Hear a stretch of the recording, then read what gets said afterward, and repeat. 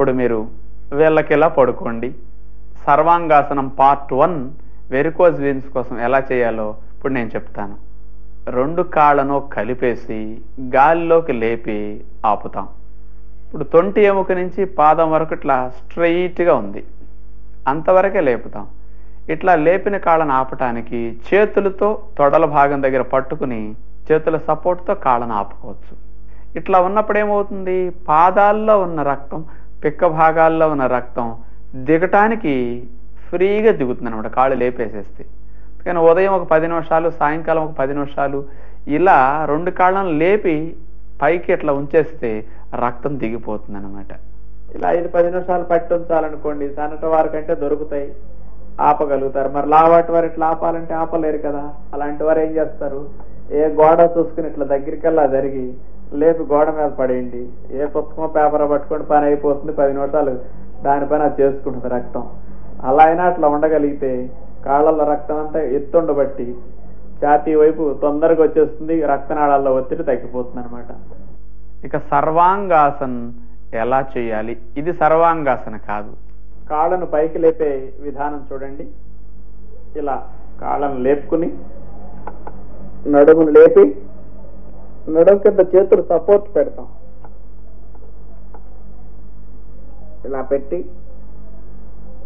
మోకాళ్ళ వరకు నడుము లైన్ చేసి ఆ తర్వాత పాదాలను లైన్ చేస్తాం.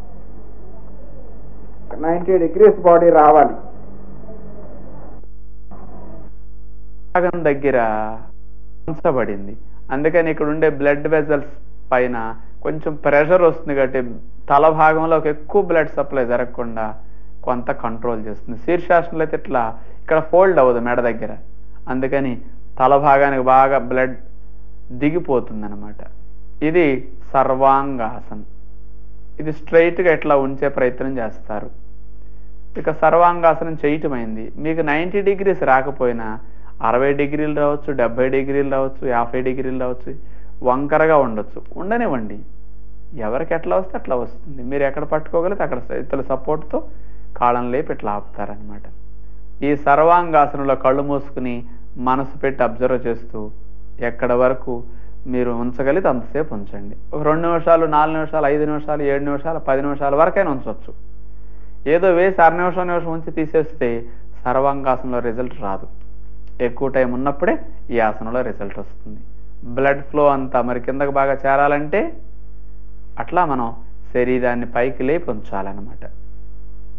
ఈ సర్వాంగాసనాన్ని ఉంచగలిగినంతసేపు ఉంచి ఇక తీసేయవలసినప్పుడు వయసులో ఉన్న పిల్లలైతే, ఫ్లెక్సిబిలిటీ ఎక్కువగా ఉన్నవారు, సన్నగా ఉన్నవారైతే సర్వాంగాసనం తర్వాత నుంచి ఎవరైతే సర్వాంగాసనం చేస్తారో వాళ్ళ కంటిన్యూషన్ ఆసనాలు 2 ఉంటాయి, ఒకదాని తర్వాత ఒకటి చేసేవి.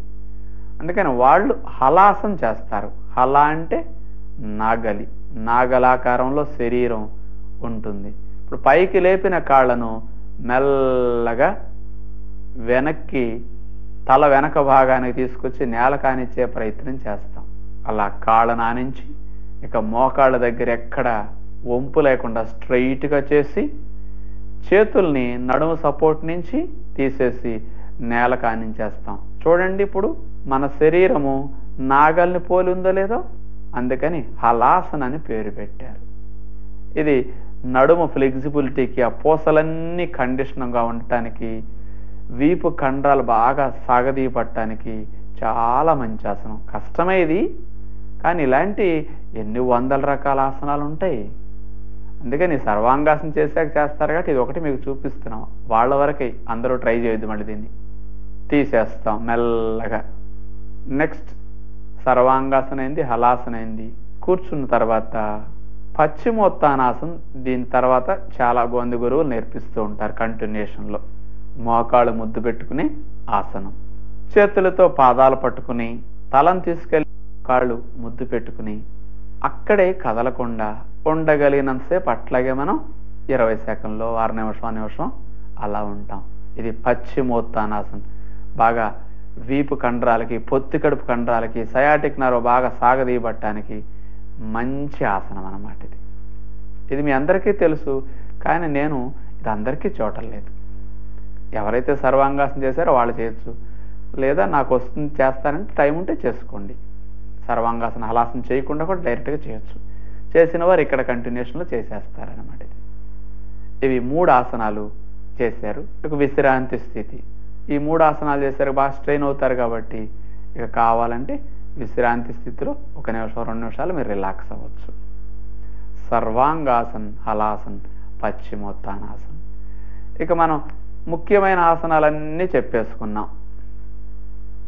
ఇంతకుముందు మీకు చెప్పినవన్నీ అధిక బరువును తగ్గించేవి, కొవ్వును కరిగించేవి, మెడ నొప్పులు, నడువు నొప్పులకు సంబంధించిన అన్నీ మీకు తెలియజేశాం. ఇక ఎదిగే వయసులో ఉన్న పిల్లలకి కాస్త గ్రోత్కి, ఈ వెరికోజ్ వీన్స్కి, కొంచెం రక్త ప్రసరణ పాదాల్లో బాగా జరగటానికి వీళ్ళ కోసం సర్వాంగాసనం మంచిదని ఈరోజు చూపించాం. ఇక ఆసనాలన్నీ చేయటం అయింది అనుకోండి మనకి ఇట్లాంటివి. ఇక శవాసనం చేసేస్తాం అనమాట. లాస్ట్లో శవాసనం ఎలాంటిదంటే, పగలంతా మనం కష్టపడి పనిచేసిన తర్వాత రాత్రిపూట నిద్ర శరీరానికి ఎలాంటి విశ్రాంతినిస్తుందో, ఆసనాలు 1 గంట గంటన్నర చేసిన తర్వాత ఒక 5 నిమిషాలు శవాసన వేస్తే ఈ గంట సేపు కష్టాన్ని శవాసనలో మనం రిలాక్సేషన్ రూపంలో పొందొచ్చు అనమాట. అందుకని ఆసనాల తర్వాత శవాసన్ వేయాల్సి ఉంటుంది. శవాసన్ చూద్దాం. శవాసన ఏమంటే మీరందరూ ఏమనుకుంటున్నారు తెలుసా? అబ్బా డాక్టర్ గారు, మాకు ఇష్టమైన ఆసనం ఇప్పుడు